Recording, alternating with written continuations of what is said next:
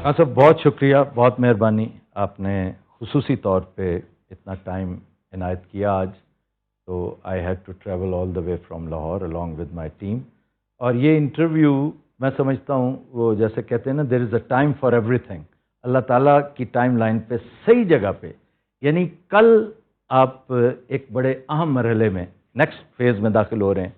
तो इस फेज़ का आखिरी इंटरव्यू अल्लाह ताला ने ये मौका मुझे अता किया।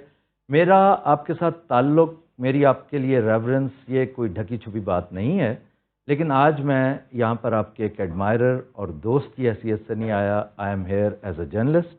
तो मैं बिल्कुल बेलाग गुफ्तगू करूँगा। आप जिस बात का जवाब ना देना चाहें, मुझे कहने की ज़रूरत नहीं है। You are eight liberty. आप कहिए कि भाई पास, आप अगली बात करें। पहला सवाल थोड़ा सा इसको प्रीएम्बल समझिए, थोड़ी सी तफसील इसमें होगी। उसके बाद मेरे जितने क्वेश्चंस हैं क्रिस्पी हैं, rest assured. Do you play chess? No.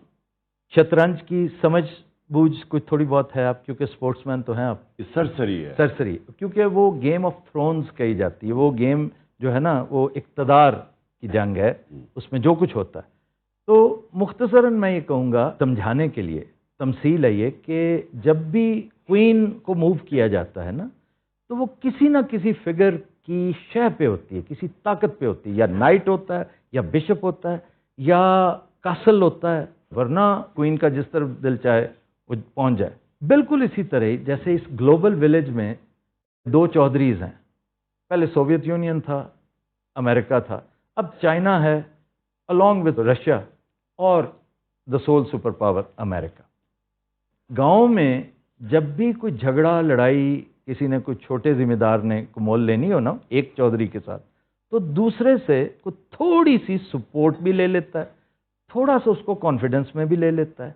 और ख़ास तौर पर जब दूसरे चौधरी को ये पता हो कि बड़े चौधरी के तमाम मामलात ना सिर्फ इस बेचारे छोटे जिम्मेदार बल्कि मेरे लिए भी ख़तरे का बायस बन सकते हैं, तो आपने इतना बड़ा नारा एब्सोल्युटली नॉट का लगा दिया इस दूसरे चौधरी को जो आपके नेबरहुड में था, कॉन्फिडेंस में लिए बगैर। मैंने 20 साल से, ये जो नारे की आप एब्सोल्युटली नॉट की बात कर रहे हैं, 20 साल से मैं ये कह रहा था कि हमें अमेरिका की जंग में शामिल नहीं होना चाहिए। हमारी जंग नहीं है। 9/11 में कोई पाकिस्तानी मुलव्वस नहीं थे, अल-कायदा अफगानिस्तान में थी, तो पाकिस्तान का क्या लेना देना था। और मैंने ये भी कहा कि एक दफ़ा आपने 80 की दिहाई में ये कहा जनाब जहाद है फॉरेन ऑक्यूपेशन के ख़िलाफ़, जब सोवियट्स आए हुए थे अफगानिस्तान। अब आप कह रहे हैं कि अमरीकी वहाँ पहुँच गए, तो आप कह रहे हैं कि दहशतगर्दी है। तो मैंने उनको समझाया और बोला भी, अपनी तकरीरों में, असेंबली में भी मैंने बात की कि अगर आप इस वक्त अमेरिका की जंग में शामिल होंगे, तो वो जो लोग जिनको आपने तैयार किया हुआ था जहाद लड़ने के लिए, उनको आप क्या कहेंगे कि अब ये दहशतगर्दी, वो अगर वो नहीं मानेंगे, और उन्होंने नहीं मानी, और हुआ क्या कि वो हमारे खिलाफ हो गए। और उन्होंने कहा कि आप अमेरिकन कोलैबोरेटर्स हैं, आपने, उन्होंने सीधा कहा कि आपने धोखा दिया है, यानी जहाद के खिलाफ आप चले गए।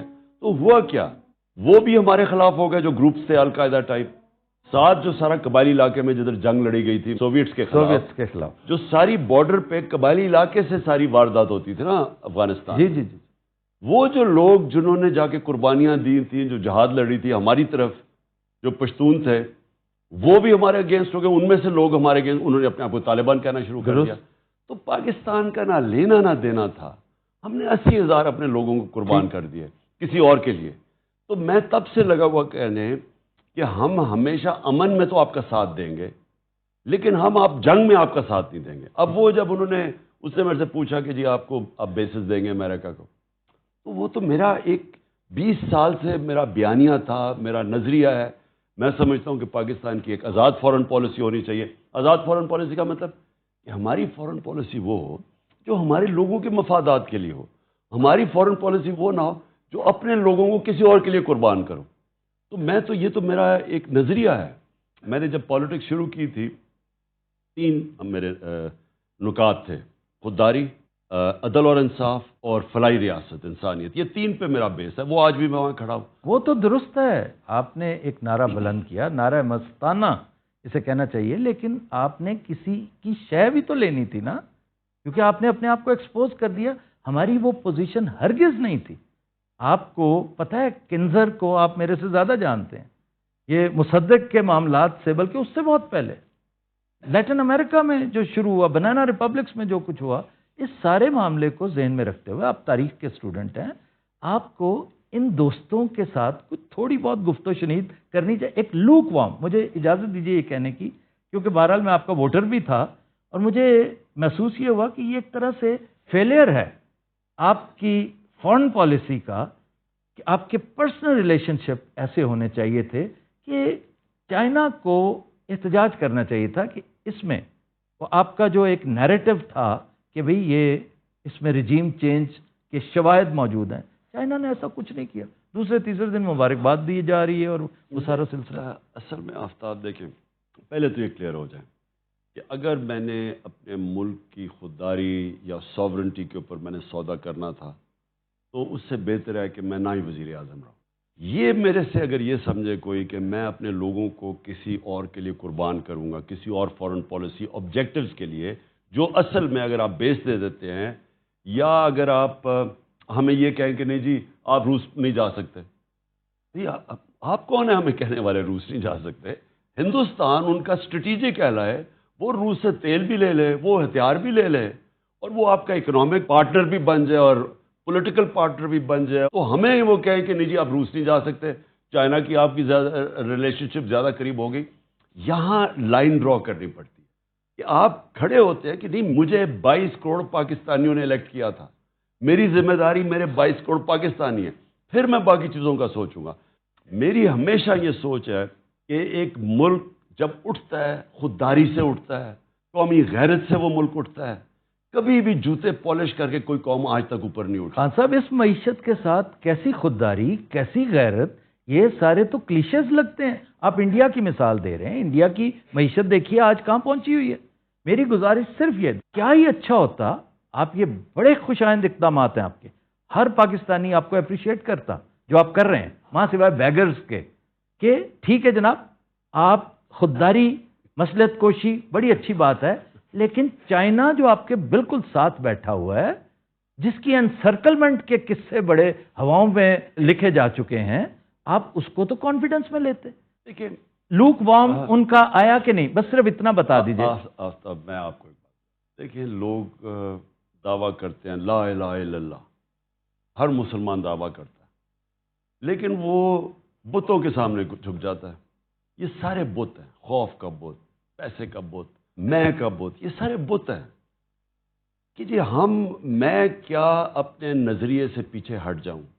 میرا دل ہی نہیں مانتا کہ میں کسی کی غلامی کروں. میرا ہمیشہ پلان یہ تھا کہ ہم نے اب اپنے پیر پہ کھڑا ہونا ہے. ساری پالیسیز میں نے کی بیٹھ کے، اور مجھے خیر تھوڑا دیر لگی سمجھنے کے لیے، کیونکہ پہلی دفعہ گورنمنٹ میں آئے تھے، اتنے بڑے کرائسس تھے، لیکن میں یہ کلیئر تھا اپنے ذہن میں کہ میں نے اس ملک کی آمدنی میں اضافہ کر کے، حالانکہ ہم آئی ایم ایف کے پروگرام میں تھے، ہم نے اپنی گروتھ ریٹ بڑھا کے، اپنی آمدنی بڑھا کے، اپنے ٹیکسیشن بڑھا کے، اور ڈالرز ملک میں زیادہ لا کے، شروع میں اوورسیز پاکستانی جس طرح انہوں نے ریمیٹنسز، اور پھر اپنی ایکسپورٹس بڑھا کے، یہی طریقہ تھا اپنے ملک کو پیر پہ کھڑا کرنے کا.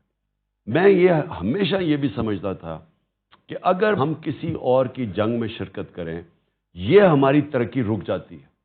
یعنی آپ ترقی نہیں کر سکتے. آپ جب وار آن ٹیرر تھی، یا کرکٹ ٹیمز ہی نہیں آتی تھی، چھوڑیں کہ انویسٹر آنے پاکستان میں، پاکستان کو انہوں نے کہا most dangerous place in the world. یعنی ہم نے ان کی جنگ میں شرکت کر کے اپنا ملک کا تباہی کر کے رکھ دی. اور کیا ملا اینڈ میں پھر یہ کہتا ہوں، لیکن اپنی قوم سے پوچھتا ملا کیا ہمیں اسے؟ اور جھاڑے ڈو مور کا انہوں نے ذلیل کیا کہ جی یہ دوگلے ہیں، یہ ہیں. یعنی مجھے بحیثیت پاکستانی اتنی شرمندگی ہوئی. تو میں اینڈ میں یہ بات کہتا ہوں، میرے دل میں یہ بات ہے کہ آپ کمپرومائز کرتے رہیں ایک لمٹ تک. جدھر آپ یہ سمجھتے ہیں کہ آپ کا ضمیر ہی نہیں مانتا، میرا تو ایمان ہی نہیں مانتا کہ میں جا کے جی اس طرح کھڑا ہو جاؤں ان کے سامنے. ہندوستان کھڑا ان کے سامنے. ہاں ہمارے اس وقت اکنامک سچویشن فریجائل ہے ہمارے زمانے میں. اب تو انہوں نے بیڑا غرق کر دیا نا. اب تو خیر اور بات ہے نا. ہمارے زمانے میں میں نے نیوٹرلز کو سمجھایا بھی تھا کہ یہ بڑی مشکلوں سے ہم نے اکانومی سنبھالی ہوئی ہے، کیونکہ ایک کرونا آ گیا، کرونا کے آفٹر افیکٹس آ گئے، کموڈٹی سپر سائیکل آ گیا، انرجی کی قیمتیں بڑھ گئیں، ہمارے پاس فورن ایکسچینج کے ریزروز کم تھے.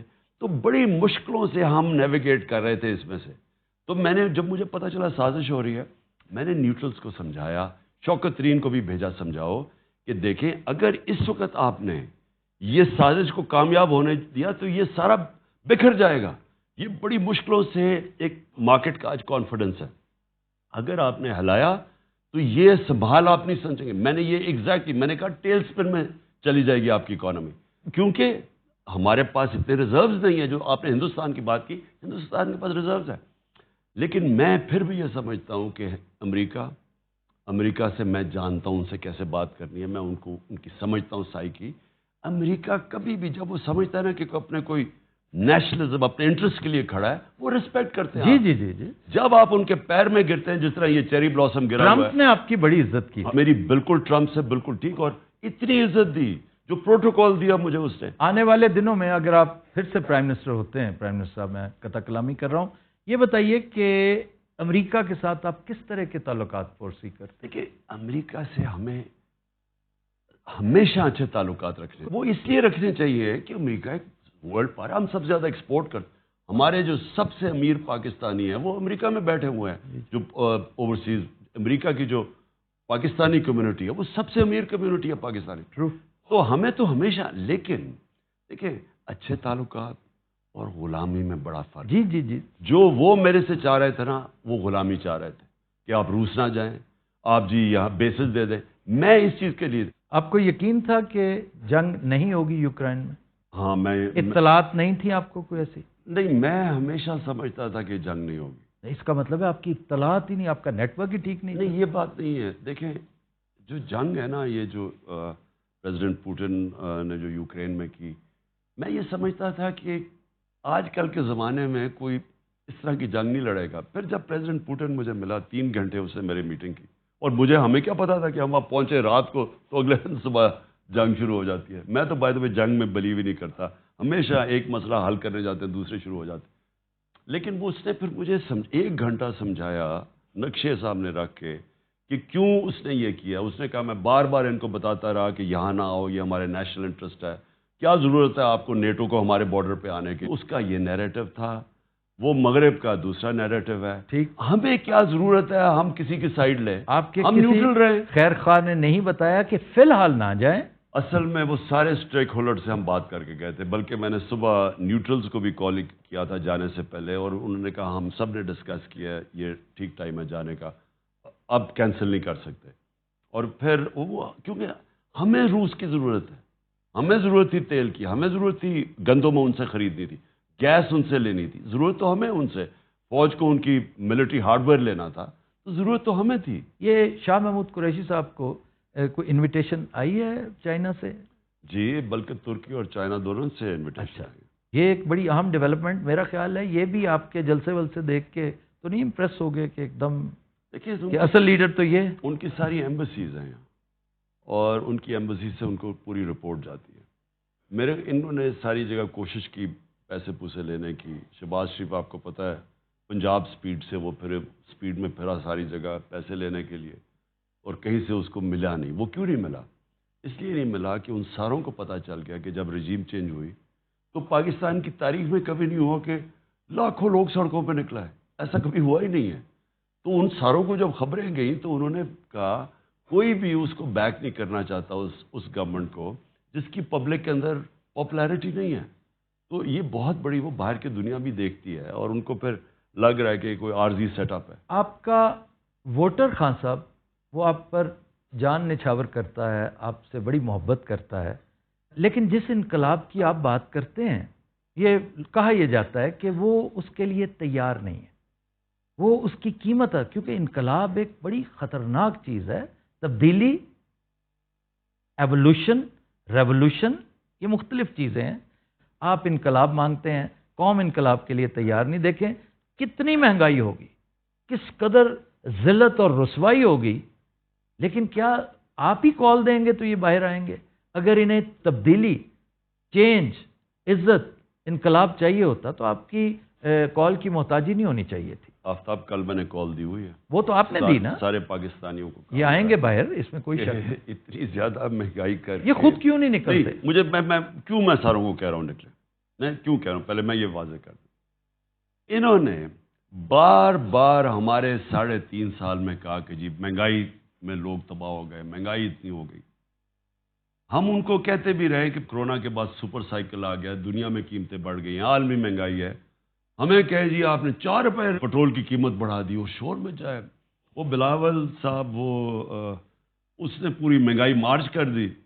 وہ اور بات ہے کہ وہ لوگوں کو یاد ہے کام پہ ٹانگنے والی مارچ, اور وہ روپیہ خرچ کر دیا اس نے یہاں پہنچانے کے لیے کہ جی وہ مہنگائی ہوگی بہت. تو ان کا سارا جو وجہ تھی یہ سازش کی جو انہوں نے پبلکلی ڈکلیئر کی وہ مہنگائی تھی کہ بہت مہنگائی کر دی. ٹھیک جی, انہوں نے جو منہ کھولتا فضل الرحمان لانگ مارچ آئے تو وہ پہنچ گیا مہنگائی ہے, یہ کہتے ہیں مہنگائی ہے. تو اب جب ان کو حکومت ملی تو انہوں نے تو 2 مہینے میں وہ مہنگائی کر دی جو ہم نے 3.5 سال میں نہیں کی. تو بیچارے پھنس گئے. ہم نے 50 روپے ڈیزل بڑھایا تھا اپنے 3.5 سال میں, اور ہم نے 55 روپے پٹرول بڑھایا تھا. انہوں نے 85 روپے پٹرول بڑھا دیا اور 110 روپے ڈیزل بڑھا دی. اتنی مہنگائی 2 مہینے سے کم میں کبھی ہوئی نہیں پاکستان کی تاریخ میں. بجلی تقریباً دگنی کر دی, کوئی شک نہیں, سب کو پتہ. اچھا, اور ساری چیزیں مہنگی ہو گئی. تو سوال اس کا یہ ہے کہ اگر آپ مہنگائی روکنے کے لیے آ رہے تھے اور آپ نے یہ سازش, بیرونی سازش میں حصہ لے کے گورنمنٹ کو گرایا ہے, درست, تو اب مہنگائی آسمانوں پہ پہنچ گئی ہے. کون ذمہ دار ہے اس کا؟ اچھا, کہتے ذمہ دار ہم ہیں, مجھے کہتے ہیں میں ذمہ دار ہوں. میں ان سے سوال پوچھتا ہوں کہ اگر میں ذمہ دار تھا تو آپ کو ضرورت کیا پڑی تھی گورنمنٹ گرانے کی؟ مجھے پھر ذمہ داری اٹھانے دیتے. یعنی اگر یہ مہنگائی ہو رہی تھی, میں بیٹھا ہوا تھا, وہ ڈر گئے تھے نا کہ آپ کہیں مزید نیچے نہ لے جائیں اسے. ان کا خیال تھا کہ شہباز شریف, یہ دیکھیں یہاں بھی سوچ کی غلطی ہو جاتی ہے. شہباز شریف کا امپریشن تو خان صاحب یہی تھا, شہباز اسپیڈ, کہ ہی ول ڈیلیور.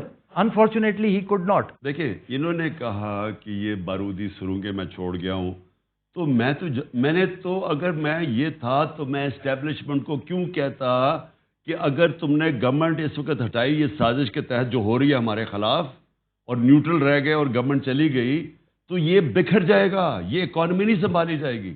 تو میں اسے کیوں بتا رہا تھا اگر مجھے اس لیے کہ مجھے ملک کا فکر تھی, نہیں تو مجھے کہنا چاہیے تھا کہ ٹھیک ہے آنے دو ان کو. ایک تو میں یہ کہنا چاہتا ہوں کہ یہ مجھے پتا تھا کہ بڑی مشکلوں سے ہم سنبھال رہے ہیں, اور مجھے پتا تھا ان سے نہیں سنبھلنی, کیونکہ شہباز شریف کی جو ساری ڈیولپمنٹ ہوئی ہے نا وہ صرف اشتہاروں میں ہوتی ہے. اشتہار اٹھاتے تھے تو ادھر ایک طرف نواز کی تصویر, ایک طرف شہباز کی. 50 ارب روپے کے اشتہار دے دیے کہ یہ کر دیے, وہ کر دیے, وہ کر دیے. تو وہ آج قوم کے سامنے, میں اللہ کا شکر ادا کرتا ہوں, وہ سچ کا خدا ہے, الحق ہے, اس نے سب کے سامنے لے آیا کہ جس وہ 7 بجے صبح اٹھ کے کام پہ پہنچ جاتا ہے شہباز شریف. اب وہ 7 بجے اٹھ کے کام پہ پہنچنے سے اگر ملک ٹھیک ہو جاتا تو بسم اللہ 7 بجے اٹھ جاتا. میرا مالی 6 بجے اٹھتا, صبح شروع ہو جاتا ہے کام کرنے. اگر یہی کرائیٹیرین ہے کہ اس نے ملک ٹھیک کرنا تھا, آج سارے اکنامک انڈیکیٹرز, آج پاکستان کی موڈیز نے ہمیں ڈاؤن گریڈ کر دیا نیگیٹو پہ. آج وابڈا جس پہ ساری ہماری ڈیمز کے پروجیکٹ ڈپینڈ کر رہے ہیں, وابڈا جس کو انٹرنیشنل لونز مل رہے تھے, اس کی کریڈٹ ریٹنگ ڈاؤن گریڈ ہو گئی ہے مائنس, جس کا مطلب اس کو لونز نہیں ملیں گے, جس کا مطلب ہمارا جو 50 سال کے بعد ہم ڈیمز بنا رہے تھے وہ پروجیکٹ خطرے میں چلا گیا. آج جو ہماری انفلیشن ہے, جو مہنگائی ہے, وہ جب لیٹسٹ فگر آئی ہیں یہ تقریباً 30% پہ پہنچ گئی ہے. اور پھر 30% کا مطلب کہ تقریباً لوگوں کی سب چیزیں دگنی ہونے والی ہیں. اور ابھی جو روپیہ گرا ہے 30 روپے ڈالر مہنگا ہوا ہے, یعنی روپیہ 30 روپے ڈالر کے بنسبت گرا ہے.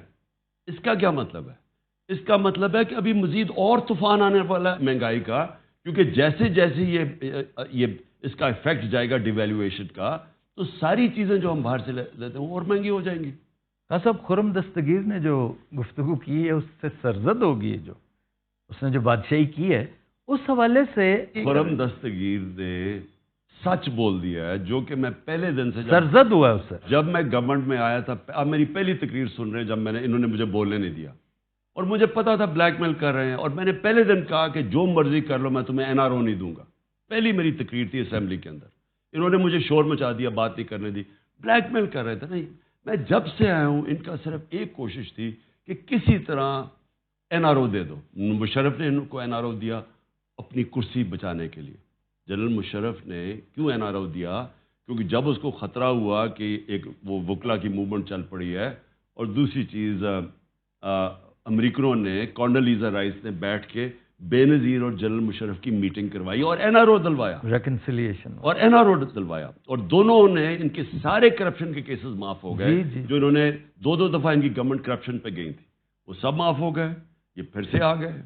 اس کے بعد 10 سال انہوں نے پھر لوٹا، کیسز ان کے بنے ان کے دور پہ، 95% کیسز تو ان کے دور کے کرپشن کے بنے ہوئے تھے، اور میرے پہ پہلے دن سے شروع ہو گیا کہ این آر او دے دو۔ میں ان کو کہا، میں نے کہا گورنمنٹ چلی جائے گی، میں کبھی تمہیں این آر او نہیں دوں گا۔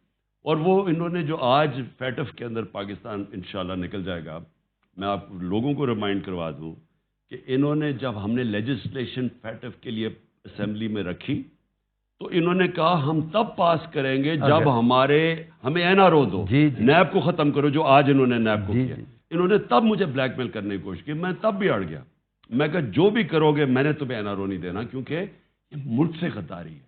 آپ بڑے بڑے ڈاکوؤں کو اربوں روپے کی کرپشن معاف کر رہے ہیں، جیلوں میں بیچارے چھوٹے چور، بھینس چوری، موٹر سائیکل، وہ سارے جیلوں میں گل سڑ رہے ہیں، جن کی چوری سے ملک کو کوئی فرق نہیں پڑتا، ان کی چوری سے ملک تباہ ہو جاتا ہے۔ جی اور آپ پہلے اربوں روپے چوری کرتے ہیں، پھر باہر ملک سے بھیجتے ہیں، دگنا نقصان کرتے ہیں، ڈالرز کے اوپر روپے پہ پریشر ڈالتے ہیں، تو لہٰذا میں نے تو کبھی نہیں ان کو دینا تھا۔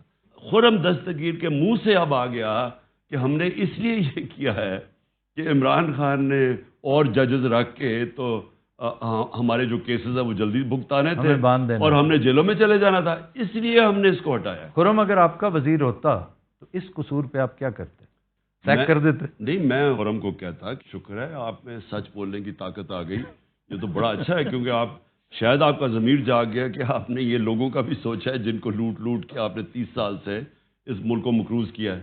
اچھا خان صاحب، ایک سنجیدہ بات آپ کی لائف کو جو تھریٹس ہیں اس سے متعلق، آپ نے اس بارے میں ایک دستاویز تیار کر رکھی ہے، اس کا آپ نے اعلان بھی کیا، اس کی ڈیٹیل میں ہم نہیں جاتے، وہ آپ کا سیکرٹ ہے، اللہ تعالیٰ کبھی وہ نوبت نہ لائے۔ لیکن جوں یہ معاملات بڑھتے چلے جا رہے ہیں، بات بھی گمبھیر ہوتی چلی جا رہی ہے، کیونکہ آپ کی اسٹرینتھ میں اضافہ ہو رہا ہے، آپ کی اسٹرینتھ میں اضافہ ہوگا تو تھریٹ میں بھی اضافہ ہوگا، تو آپ نے کوئی میجرز ایسے لیے؟ کیونکہ میں نے دیکھا ہے، میں ایک زمانے میں کرائم رپورٹر بھی ہوتا تھا، میں ان چیزوں کو بہت غور سے دیکھا کرتا تھا کہ آپ ویسٹ بھی نہیں پہنتے، ہمیشہ نہیں پہنتے، کبھی کبھی پہنتے ہیں، نظر آ رہی ہوتی ہے، ہونا یہ چاہیے کہ آپ کی نظر ہی نہ آئے۔ نمبر 2، آپ موٹاپا نظر آ رہا ہوگا، پہنتا نہیں ہوں۔ اچھا، نہیں، آپ کو پہننی چاہیے، آپ شیشے کا استعمال نہیں کرتے، شیلڈ کا، وہ بھی آپ کو کرنا چاہیے۔ تو میں یہ بلکہ پوچھ رہا ہوں، یوں سمجھ لیجئے انڈائریکٹلی آپ کا سیکیورٹی آڈٹ ہو رہا ہے کہ آپ کا وہ جو بنکر نما آپ کا ایک ٹریلر ہے وہ بھی بام پروف ہونا چاہیے۔ اور کیونکہ خان صاحب جو آپ کے ارد گرد لوگ ہیں، آپ کے چاہنے والے، آپ کے اوپر فدا ہیں، وہ فدائین بیچارے، ان کا کیا قصور ہے؟ آپ تو بے خوف ہیں، لیکن میئرز لینے میں تو کوئی حرج نہیں۔ دیکھیں آفتاب، جن لوگوں نے پوری سازش کی تھی اور ہٹایا تھا مجھے، وہ یہ سمجھ رہے تھے کہ جیسی ہٹایا تو یہ مٹھائیاں بنٹے گی، پورے ان کا تھا کہ ماحول تو بنایا ہوا تھا کہ ملک تباہ ہو گیا۔ یہ وہ اور بات ہے کہ اکنامک، پاکستان کی اکنامک سروے کی جو فگرز آئی ہیں اس میں اس طرح کی پرفارمنس 30 سال میں کسی گورنمنٹ کی نہیں ہوئی، آخری 2 سال میں جو ہماری تھی، اس کے کہ یہاں کرونا بھی ہوا، یہاں سارے چیلنجز ہوئے، یہاں انٹرنیشنل پرائسز بڑھے، تو سب کے باوجود آخری 2 سال میں جو پرفارمنس، تو انہوں نے پورا ماحول بنایا ہوا تھا کہ جی تباہ ہو گیا ملک اور یہ نااہل ہے اور وغیرہ وغیرہ۔ وہ یہ سمجھ رہے تھے کہ جیسی میں مجھے ہٹائیں گے تو یہاں مٹھائیاں بانٹیں گے۔ جب بھی ان کی گورنمنٹ جاتی ہے، بے نظیر اور نواز کی جو 90s میں اور اب بھی، تو لوگ خوشیاں مناتے ہیں۔ جب پبلک نکل آئی اور پبلک انہوں نے دیکھا کہ پبلک ساتھ کھڑی ہے، پھر جلسے، تاریخی جلسے ہوئے، پبلک آ گئی اس میں، تو تب ایک پلان بنا بی، اور مجھے پتہ چل گیا، وہ بند کمرے میں فیصلہ کیا گیا کہ اب اس کو فارغ کیا جائے۔ تو میں نے اس کے لیے صرف، کیونکہ آپ اس کو روک تو نہیں سکتے، لیکن کیونکہ مجھے پتہ چل گیا، میں نے ایک ویڈیو اس کی ریکارڈ کروائی ہے، میں نے وہ محفوظ جگہ پہ پہنچا دی، اور اس میں نے سارا بتایا کہ سازش میں کون کون ملوث ہے اور یہ کس کی سازش ہے، تاکہ میری قوم کم از کم ان سے جواب طلب کرے۔ دیکھیں، آپ اپنی سیکیورٹی ایک حد تک کر سکتے ہیں، اس کے بعد آپ کی کتنی آپ سیکیورٹی کر سکتے ہیں؟ بہت مشکل ہے. اور یا تو آپ پبلک میں نہ نکلیں. ابھی ہمارے الیکشنز ہو رہے ہیں, ہم نے یہ بائی الیکشنز ہیں پنجاب میں, اس میں شرکت کروں گا, اور پبلک میں تو نکلنا پڑتا ہے. ایک حد تک آپ پوری کوشش کرتے ہیں اپنے آپ کو سیکیور کرنے کی. اس کے بعد تو میرا پورا اللہ پہ ایمان ہے کہ وہ جو فیصلہ تو آخر میں اس کا ہے. درست. وہ جو ایمان اتنا مضبوط ہے کہ جب ٹائم آئے گا تو وہ جانے کے 100 طریقے اللہ کے پاس. بالکل درست ہے. وہ جس حد تک آپ خود کہہ رہے ہیں نا کہ ایک حد تک ہو سکتی ہے, اس حد تک تو آپ اڈاپٹ کریں. ابھی آپ کہہ رہے ہیں میں ویسٹ بھی نہیں پہنتا, وہ مہربانی کر لیا کریں. چلیں, ویسٹ پرانے زمانے کی چیزیں ہیں, ایسی چیزیں ہیں. وہ مجھے یاد ہے, وہ حریری جب لیبنان کا پرائم منسٹر تھا تو اس نے کوئی $60 ملین کی گاڑی منگوائی تھی, بوم پروف اور پتہ نہیں کیا. 60 ملین اسپیشلی بنی ہوئی تھی اس کی, بالکل اس کو سیکیور کرنے کے لیے. تو وہ جب وہ مرا تو وہ 13ویں فلور پہ ملی تھی گاڑی اس کی, وہ کسی اپارٹمنٹ بلڈنگ میں. تو وہ آپ روک نہیں سکتے. اچھا جی, ہر پارٹی میں, ہر ڈائنیسٹی میں ایک سکسیشن پلان ہوتا ہے. اب دیکھیں, نواز شریف خود یہاں پہ نہیں ہیں, ان کی صاحبزادی سارے معاملات کو دیکھ رہی ہیں سیاست کے حوالے سے. شہباز شریف کی ایک پوری ہے ترتیب. اسی طرح زرداری صاحب کا معاملہ ہے. آپ نے اپنے جانشین مقرر کیے ہیں یا وہ بھی کسی ٹیپ پہ ہیں یا کسی دستاویز میں ہیں؟ کیونکہ آپ کی ڈائنیسٹی تو ہے کوئی نہیں, نہ آپ اس پہ یقین رکھتے ہیں, تو پھر کچھ نہ کچھ تو ہوگا نا, ایک پلان. آفتاب دیکھیں, اس ملک کی جو جمہوریت کیوں نہیں بنی, کیوں نہیں چلی جمہوریت؟ یہ جمہوری پارٹیز 60 سال, پچھلے 62 سال میں آدھا فوجیوں نے حکومت کی ہے, آدھا ان دو خاندان نے کی ہے. تو کیوں نہیں ہماری جمہوریت کیوں نہیں آگے بڑھی؟ جمہوریت کا, ڈیموکریسی کا مطلب ہی میریٹوکریسی ہے. جمہوریت اور بادشاہت میں فرق یہ ہے کہ جمہوریت کے اندر جو اوپر لیڈرشپ آتی ہے وہ میرٹ پہ آتی ہے, بادشاہت میں خون کے اوپر آتی ہے. اس لیے بادشاہت پیچھے رہ گئی, جمہوریت آگے نکل گئی. اب یہاں کیا ہوا ہے؟ یہاں یہ دو خاندانوں نے پکڑ لیا ہے, پچھلے 30 سال سے بیٹھے ہوئے اوپر. اب یہ کرتے کیا ہیں؟ انہوں نے اپنے بچے تیار کر دیے. ٹھیک. ان بچوں کی اہلیت ہے یا نہیں ہے؟ پہلے تو ان کی اہلیت نہیں تھی, ان کو بھی نواز شریف کو لے کے آیا وہ جنرل جیلانی, وہ اس کو لے کے آیا. کوئی اہلیت تو تھی نہیں اس کی, اس لیے ابھی تک بھی لیڈر نہیں بنا, ابھی بھی پرچیاں پکڑی ہوئی ہوتی ہیں. اور جو دوسرا ہے وہ ذوالفقار علی بھٹو کی فیملی ہے. اب ان کی کتنی اہلیت ہے؟ اوپر سے زرداری نے ہائی جیک کر دیا, اس نے اپنے بیٹے کو بنا دیا. تو ان کی کیا اہلیت ہے؟ مثلا کیا مقابلہ کر سکتی تھی؟ مثلا مریم کا میں کہوں کہ کیا وہ مقابلہ کر سکتی ہے چودھری نثار کا, جیسا 30 سال کی اس کی سروس تھی؟ کیا اعتزاز احسن کا مقابلہ کر سکتا ہے بلاول, جو کہ بڑا منجے ہوئے؟ یعنی میرٹ پہ تو ان کو آنا چاہیے تھا. تو انہوں نے اپنے خاندانوں کو کر کے ان کی پارٹیز ختم کر دی ہیں. آج پیپلز پارٹی ایک چھوٹی سی پارٹی رہ گئی انٹیریئر سندھ کی, اور اگر انٹیریئر سندھ میں فری اینڈ فیئر الیکشنز ہو, جو یہ کرنے نہیں دیتے, خوف ہے وہاں, لوگوں کو ڈراتے ہیں, جھوٹے کیسز, خوف ہے. آپ نے چیلنج کر رکھا ہے؟ میں انشاءاللہ سندھ میں, میں انشاءاللہ سندھ میں جا کے کیمپین کروں گا. میں آپ کو آفتاب لکھ کے دوں گا کہ میں اس کو شکست دوں گا وہاں, کیونکہ یہ صرف خوف ہے. جیسے لوگوں کا خوف ٹوٹے گا, اس کو وہ ان کو نفرت کرتے ہیں ان لوگوں سے. ادھر بیٹھ گئی ہے ان کی شریفوں کی پارٹی, یہ رہ گئی سینٹرل. آپ تو لکی ہیں کہ آپ کو یہ خاندانی, یہ مروسی سیاست نہیں کرنی پڑ رہی, تو کوئی ایک ترتیب آپ نے بھی وضع کی ہے. تو میں پہلے کہہ دوں نا کہ یہ ان کی خاندانی پارٹیز نے اپنی پارٹیز بھی سکڑ گئی ہیں, ملک میں جمہوریت بھی ڈیولپ نہیں. ٹھیک. میرا جو پوری کوشش ہے کہ ابھی الیکشنز جیسی جنرل الیکشنز ہو جائیں, میں نے انشاءاللہ پوری تیاری کر کے ایک صحیح الیکشن کروانا ہے پارٹی میں. ٹھیک. اور جب پارٹی میں, اب کیونکہ ہم نے پہلا الیکشن ٹرائی کیا, وہ اتنا پہلی دفعہ کسی پارٹی نے اتنا بڑا الیکشن کیا, وہ صحیح نہیں ہوا. دوسرا ہم کرنے لگے تھے, وہ بیچ میں رہ گیا وہ. اب جو الیکشن, اب جو ہم نے اپنی ایکسپیرئنس سے سیکھا ہے, یہ جو اب الیکشن ہوگا, یہ اصل میں اس پارٹی کی لیڈرشپ اوپر لے کے آئے گا. میں ابھی بھی ہماری پارٹی میں ISF جو ہماری تھی, اس سے لیڈرشپ آ رہی ہے. اب مراد سعید ادھر سے اوپر آیا ہے, وہ شاہد خٹک وہ ادھر سے اوپر آیا ہے.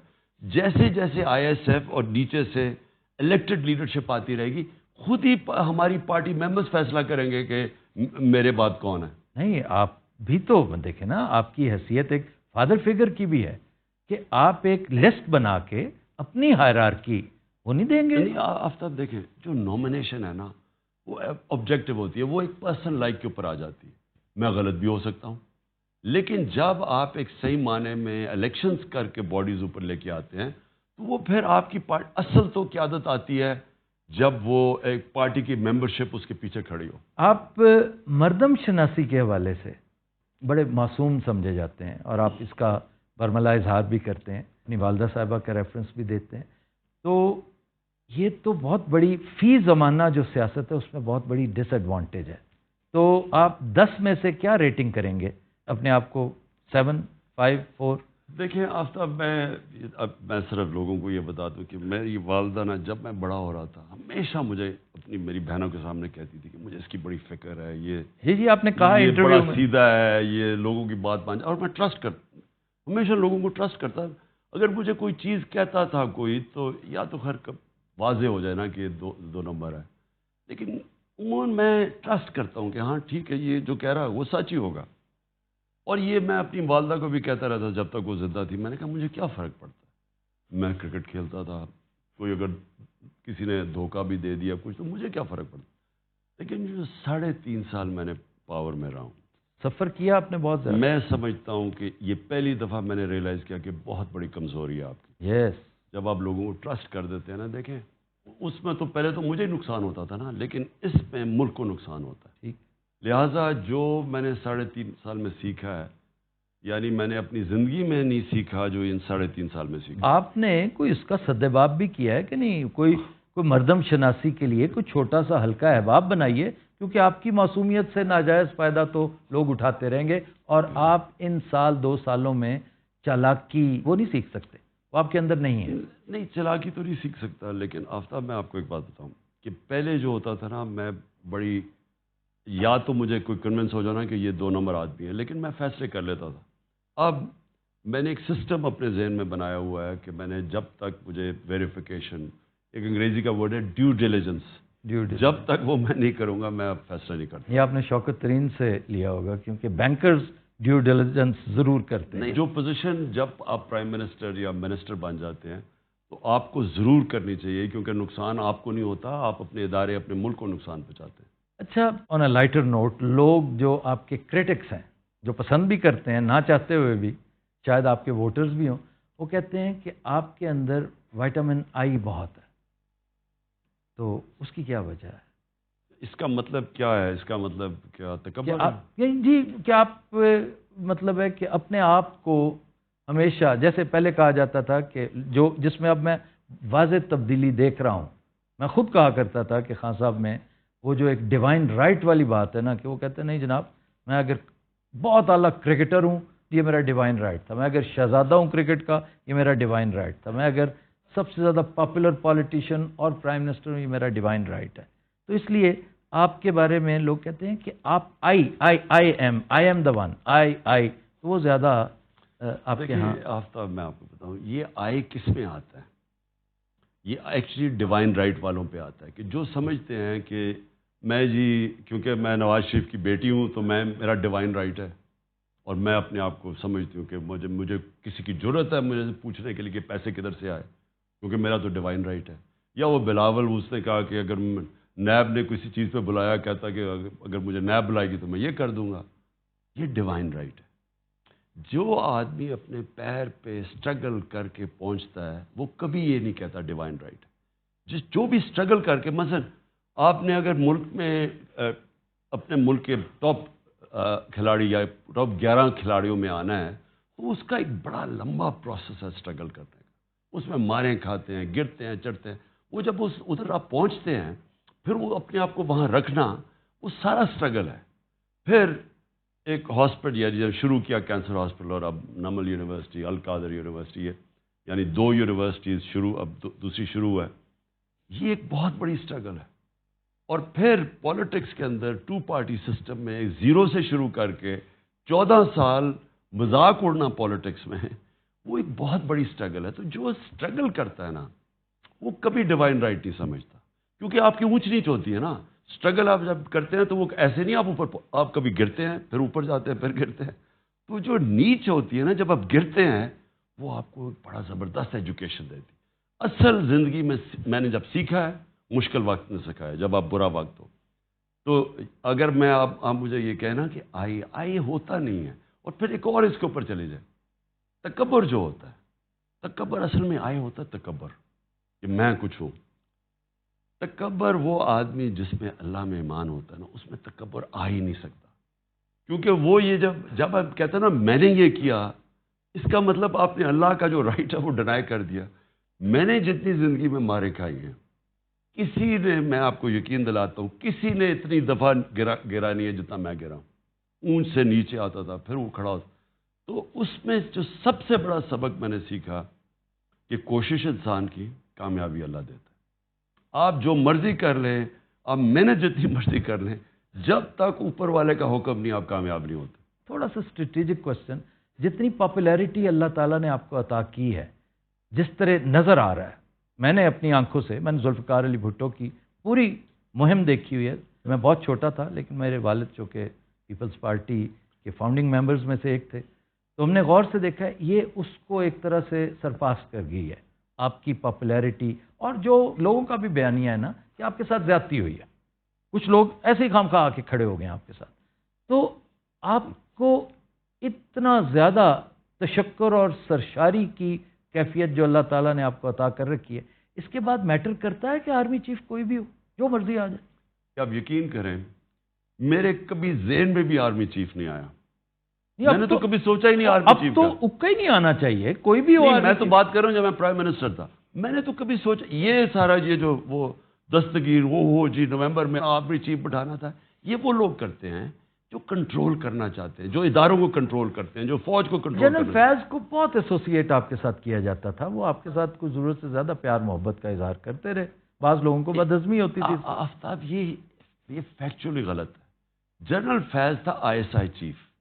آئی ایس آئی چیف کو ہوتا ہے پرائم منسٹر سے ڈائریکٹ ریلیشن شپ اس کی. میں تو اور کسی فوجی کو جانتا ہی نہیں تھا، میں تو کسی اور جنرل کو نہیں جانتا، میری تو ان سے انٹریکشن کسی سے نہیں ہے. بلکہ میرا تو یہ تھا کہ جنرل باجوہ کو میں نے کہا تھا کہ آپ مجھے ریکمینڈ کریں کیونکہ آپ کی فوج ہے، آپ جانتے ہیں. یہ جو خوف تھا مخالفین کو کہ جناب میں کوئی سفارش کر کے کوئی لاؤں، کیونکہ مجھے کوئی ڈر ہے کہ جی اگر آرمی چیف میرا نہ ہوا تو پتہ نہیں ملک کی یہ نواز شریف ٹائپ لوگوں کو فکر ہوتی ہے. انہوں نے کرپشن کی ہوتی ہے، ان کو ڈر سارا وقت ہوتا ہے کہ ان کے پیسے نہ پکڑے جائیں. ان کو ایک آرمی چیف چاہیے جو ان کی سارا وقت ساتھ کھڑا ہو، بلکہ وہ چاہتے ہیں جو فوج ہے وہ پنجاب پولیس بن جائے. میرا کبھی یہ ایشو نہیں، نہ میں نے کبھی جوڈیشری میں انٹرفیئر کیا، نہ میں نے کبھی کسی سے پولیس سے کوئی انتقامی کارروائی کروائی، نہ میں نے نیب میں انٹرفیئر کیا، نہ میں نے کوشش کی کہ کوئی بھی ایف آئی اے کے ذریعے جھوٹا کیس نہ ہو. صرف جو کہ کرپشن کے کیسز تھے بڑے بڑے ان کے اوپر. یہ جو کام ہے نا آپ جو پولیس کو غلط استعمال کر رہے ہیں، میرے اوپر کوئی 9 ایف آئی آرز ہیں، ہمارے لوگوں پہ ایف آئی آر، سندھ کے اندر جو ان کے خلاف کھڑا ہوتا ہے ایف آئی آر، میڈیا کے اوپر جو زور ہے، جو ٹک ٹاکرز کو ٹیلی فون کر کے دھمکیاں، جو سوشل میڈیا کے لوگوں کو دھمکیاں، یعنی جو ایف آئی اے سے جو جس طرح کا زور آ رہا ہے میڈیا کے اوپر، اینکرز کے اوپر، ہم نے تو یہ کبھی بھی نہیں کیا. یہ وہ لوگ کرتے ہیں جو پاور صرف لیتے ہیں ذاتی مقاصد کے لیے. ہم چاہتے ہیں کہ ملک کے ادارے تکڑے ہوں. تو یہ میرے کبھی ذہن میں بھی نہیں آیا آرمی چیف کا. میری جہاں تک تھوڑی بہت آبزرویشن تھی، آئی ایس آئی چیف کی تبدیلی سے پہلے تک میں نے باجوہ صاحب کو آپ کے لیے ہمیشہ کلمہ خیر کہتے ہی سنا، بڑی محبت کا اظہار کرتے دیکھا ہے. ان کی گفتگو میں، ان کے باڈی لینگویج میں کہیں کوئی انوائنس، گو کہ پنجاب میں جو کچھ چل رہا تھا، پنجاب کے معاملات خان صاحب تھے ایسے کہ ہوتا ہے ہر ایک کی پوری جو ہے نا سلطنت کے اندر ویک پوائنٹس ہوتے ہیں. اکبر کے بھی تھے، الیگزینڈر کے بھی تھے، پنجاب آپ کا بہت بڑا ویک پوائنٹ تھا. تو یہ یک آئی ایس آئی چیف کی تبدیلی نے پانسا پلٹ دیا تعلقات میں. نہیں ایکچولی مجھے کبھی سمجھ نہیں آئی کہ یہ ایشوز بنے کیا. یہ میں بعد میں سنتا ہوں کہ جی آپ کہہ دیتے جی ٹھیک ہے جس کو مرضی لیں، نو پرابلم. میں نے ہمیشہ یہ کہا، میں نے تو کبھی بھی یہ نہیں کہا کہ نہیں جی میں نے صرف یہ کہا کہ جو سردیاں ہیں میں تو پبلکلی کہہ بیٹھا تھا کہ سردیاں ہمارے ساتھ سب سے مشکل ہے. ایک ہی سازش کر رہے تھے، یہ ہمیں پتہ چل گیا تھا، یہ سارے جو کرپٹ لوگ ہیں ٹولہ یہ سازش کر رہے تھے، یہی این آر او کا چکر تھا سارا. اور دوسرا مجھے افغانستان کی فکر تھی کہ وہاں میں جون کی بات کر رہا ہوں کہ وہاں خون خرابہ ہونا تھا. جب امریکن میں جانا تھا وہ اور بات ہے کہ ان کی فوج سرنڈر کر گئی، نہیں تو وہاں فال آؤٹ ہونا تھا، اس کا ڈائریکٹ فال آؤٹ پاکستان میں تھا. تو میرا دوسرا تھا. اور ابھی بھی جو دہشت گردی ہوئی ہے ہمارے بڑے فوجیوں نے قربانی دی ہے یہ پچھلے 6 مہینے میں. تو میرا وہ ایشو تھا، میں صرف اس کو چاہ رہا تھا کہ سردیوں میں وہ جنرل فیض رہے. میرا یہ کبھی بھی سوچ نہیں تھی کہ جناب اگلا آرمی چیف کون ہوگا. وہ نومبر تو بہت دور تھی میرے لیے. خان صاحب آخری بات، یہ سوال بھی ہے اور ایک طرح سے پیغام بھی. میں چاہوں گا کہ آپ ہمیں انکریج کرنے کے لیے بتائیں کہ یہ جو زبوں حالی ہے، یہ جو بدحالی ہے، معیشت جس طرح زمین دوز ہو چکی ہے، نوز ڈائیو کر چکی ہے، کل کلاں آپ پھر سے پرائم منسٹر بنتے ہیں تو آپ سمجھتے ہیں کہ آپ اس کو ہینڈل کر لیں گے؟ پہلے تو آفتاب ان کا یہ جب 97 سے 99 تک آئے تھے نون لیگ، آپ ذرا پوچھیں کہ ان کی کیا چھوڑ کے گئے تھے. تب بھی یہ بڑا خسارہ چھوڑ کے گئے تھے، تب بھی ان کی کوئی ایکسپورٹس نہیں بڑھی. دیکھیں دولت تو تب بڑھتی ہے جب ایکسپورٹس بڑھتی ہے. ٹھیک، ان کے دور میں نہ تب ایکسپورٹس بڑھی. اس باری جو 5 سال گزارے تب نہ ایکسپورٹس بڑھی. اور آپ نے ایکسپورٹس واقعی بہت اوپر لے گئے. سو ان کا ہمیشہ دور آتا ہے یہ مال خود بناتے ہیں، ہر چیز غلط لوگوں کو اپوائنٹ کرتے ہیں، سارے ادارے تباہ کرتے ہیں. یہ نا مخالفین کے خلاف FIRs اور خوف کے ذریعے یہ حکومت کرتے ہیں. ان کے اندر نہ کوئی ڈیموکریسی ہے. تو یہ جب آئے تھے اس باری، یہ کیوں کوئی سمجھ رہا تھا کہ کوئی اب جب آئے کہ کوئی بدل جائے گا؟ ان کی کوئی اہلیت نہیں ہے، نہ انہوں نے آج تک کبھی کیا ہے. ان کے ماضی اٹھا کے دیکھ لیں. اگر ہم پہلی دفعہ حکومت بنی ہو اور پچھلے 2 سال میں ہماری جو اکنامک پرفارمنس ہے وہ 30 سال میں سب سے بہتر ہے، تو ہم تو پہلی دفعہ آئے تھے. یہ تو بڑے تجربہ کار تھے. تو یہ ایکسپوز ہوئے ہیں. ان کا ساری دنیا کو آج پتہ چل گیا کہ نہ کوئی پنجاب سپیڈ تھی نہ کوئی. بہت درست ہے، بالکل درست. تو اب جو آپ بات کر رہے ہیں نا، اب مجھے نہیں پتا ریسیپی کیا آپ کے پاس؟ مجھے نہیں پتا کہ کدھر یہ چھوڑ کے جائیں گے، کیونکہ ملک تو جا رہا ہے اب ایسے. مجھے خوف ہے کہ یہ ڈیفالٹ کی طرف نہ چلا جائے. مجھے یہ خوف ہے کہ یہ ادھر تک نہ چھوڑ دیں کہ ہمارے ملک اس سطح پہ پہنچ جائے کہ جنہوں نے ہمیں اگر بیل آؤٹ کروانا ہو تو وہ ہمارے سے وہ قیمت ڈیمانڈ کریں جو ہماری نیشنل سیکیورٹی اور ہماری ساورنٹی کے اوپر. ایسٹس، ساورنٹی نا، ایسٹس کا مطلب ساورنٹی. جی جی ایبسولوٹلی. مجھے وہ خوف ہے کہ یہ جس طرح جا رہے ہیں اب ان کے پاس تو کوئی نہ روڈ میپ ہے نہ پلان ہے. صرف کہ امریکہ وہ امریکن ایمبیسڈر کے پاس پہنچ گئے کہ جی ہماری خدا کے واسطے مدد کریں. آپ آج اگر کال دیں، مطلب آپ کو اللہ وہ پوزیشن دے، آپ اس جھنڈے کے سامنے بیٹھے ہوں، آپ کی کال پہ آپ سمجھتے ہیں کہ آپ اگر ایک دفعہ کہیں کہ 60% ریڈکشن ہر انڈیویجول اپنی کنزمپشنز میں، چائے ہو، ایڈیبل آئل ہو، فاسل فیول ہو، الیکٹریسٹی ہو اور نیشنل سیونگز، تو کیا آپ سمجھتے ہیں کہ اس کو رسپونڈ کریں گے؟ یہ دیکھیں آفتاب، میں یہ سمجھتا ہوں کہ یہ جو جب سے 2 مہینے پہلے جب مجھے گورنمنٹ سے نکالا، تو میں یہ سمجھتا ہوں کہ ان 2 مہینے میں جو میں نے دیکھا ہے، پہلی دفعہ میں نے دیکھا کہ پاکستان ایک قوم بننے جا رہی.